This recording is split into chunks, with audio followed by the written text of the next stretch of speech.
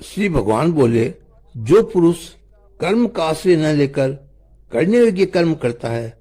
वह सन्यासी तथा योगी है, और केवल अग्नि का त्याग करने वाला सन्यासी नहीं है तथा केवल क्रियाओं का त्याग करने वाला योगी नहीं है। हे अर्जुन, जिसको सन्यास ऐसा कहते हैं उसी को तो योग जान, क्योंकि संकल्पों का त्याग न करने वाला कोई भी पुरुष योगी नहीं होता है। योग में आरूढ़ होने की इच्छा वाले मननशील पुरुष के लिए योग की प्राप्ति में निष्फल भाव से कर्म करना ही हेतु कहा जाता है, और योगारूढ़ हो जाने पर उस योगारूढ़ पुरुष का जो सर्व संकल्पों का अभाव है वही कल्याण में हेतु कहा जाता है। जिस काल में न तो इंद्रियों के भोगों और न कर्मों में ही आसक्त होता है, उस काल के में सर्व संकल्पों का त्यागी पुरुष योगारूढ़ कहा जाता है। अपने द्वारा अपना समुद्र में से उद्धार करे और अपने को अधोगति में न डाले, क्योंकि वह मनुष्य आप ही तो अपना मित्र है और आप ही अपना शत्रु है। जिस जीवात्मा द्वारा मन और इंद्रियों सहित शरीर जीता हुआ है, वह जीवात्मा का तो वह आप ही मित्र है। जिसके द्वारा मन इंद्रियां सहित शरीर नहीं जीता गया है, उसके लिए वह आप ही शत्रु के सदृश शत्रुता में बरतता है।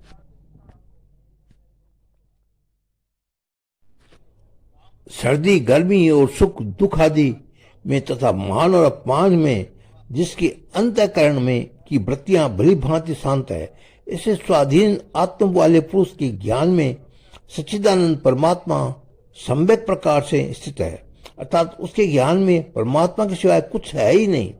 जिसका अंतःकरण ज्ञान विज्ञान से तृप्त है, जिसकी श्रुति विकार रहित है, जिसकी इंद्रियां भली भांति जीती हुई है और जिसके लिए मिट्टी पत्थर और स्वर्ण समान है, वही योगी युक्त अर्थात भगवत प्राप्त है, ऐसे कहा जाता है। सदृश्य मित्र वेरी उदासीन मध्यस्थ द्वेष और बंधु गणों में धर्मात्माओं में और पापियों में भी समान भाव रखने वाला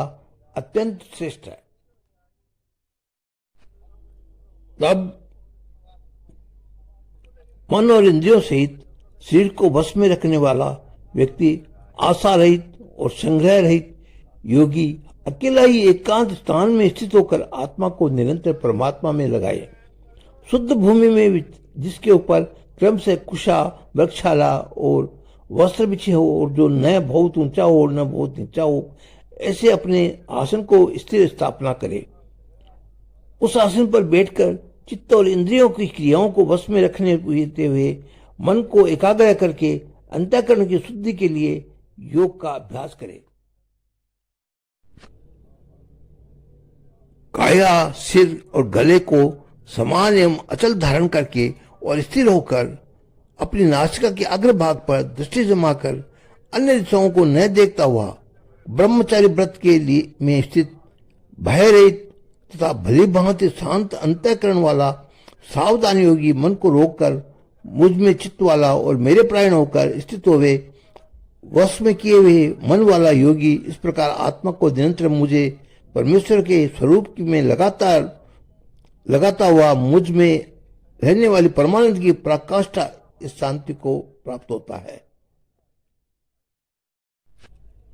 हे अर्जुन, ये योग न तो बहुत खाने वाले का, न बिल्कुल खाने वाले का, न बहुत सहन करने वाले के स्वभाव वाले का और न सदा जागने वाले का ही सिद्ध होता है। दुखों का नाश करने वाला योग तो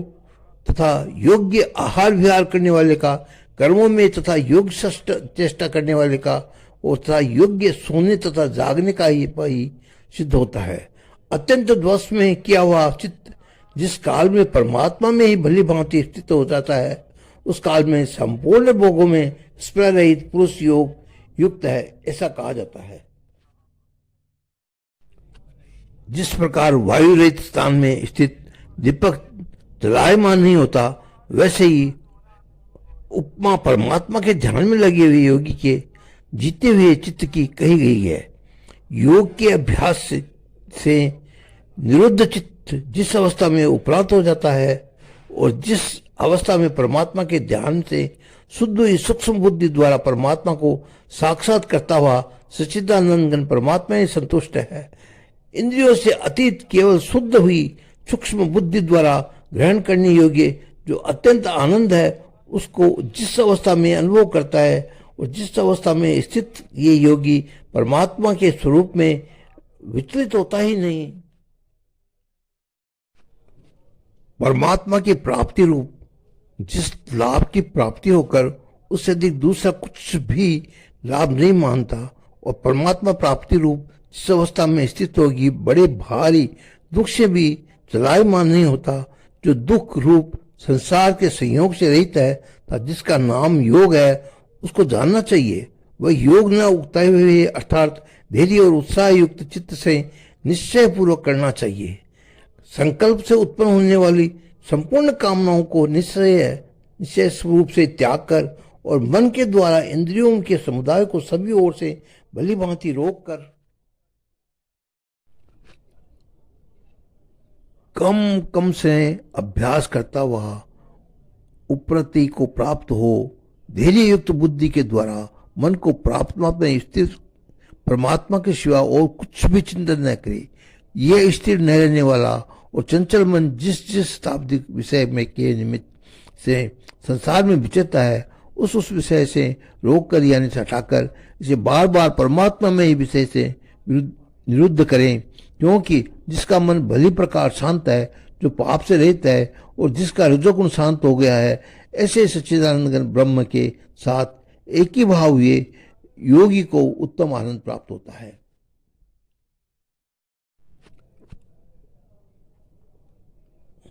यह पाप रहित योगी इस प्रकार निरंतर आत्मा को परमात्मा में लगाता हुआ सुखपूर्वक परम ब्रह्म परमात्मा की प्राप्ति रूप अनंत आनंद का अनुभव करता है। सर्वव्यापी अनंत चेतन में एक ही भाव में स्थित रूप योग से युक्त आत्म वाला तथा सब में समभाव से देखने वाला योगी आत्मा को संपूर्ण भूतों में स्थित और संपूर्ण भूतों को आत्मा में कल्पित देखता है। जो पुरुष संपूर्ण भूतों में सबसे आत्म रूप मुझ वासुदेव को ही व्यापक देखता है और संपूर्ण भूतों को मुझ वासुदेव के अंतर्गत देखता है, उसके लिए मैं अदृश्य नहीं होता और वह मेरे लिए अदृश्य नहीं होता है। जो पुरुष एक ही भाव में स्थित होकर संपूर्ण भूतों में आत्मरूप से स्थित मुझे चिदानंद धन वासुदेव को भजता है, वह योगी सब प्रकार से बरतता हुआ भी मुझ में बरतता है। अर्जुन, जो योगी अपनी भांति संपूर्ण भूतों में सम देखता है और सुख अथवा दुख में को भी जब सब में सम देखता है, वह योगी परम श्रेष्ठ माना गया है। अर्जुन बोले, हे मधुसूदन, जो योग आपने समभाव से कहा है, मन के पंचल होने से इसकी स्थिति नित्य स्थिति में को नहीं देखता,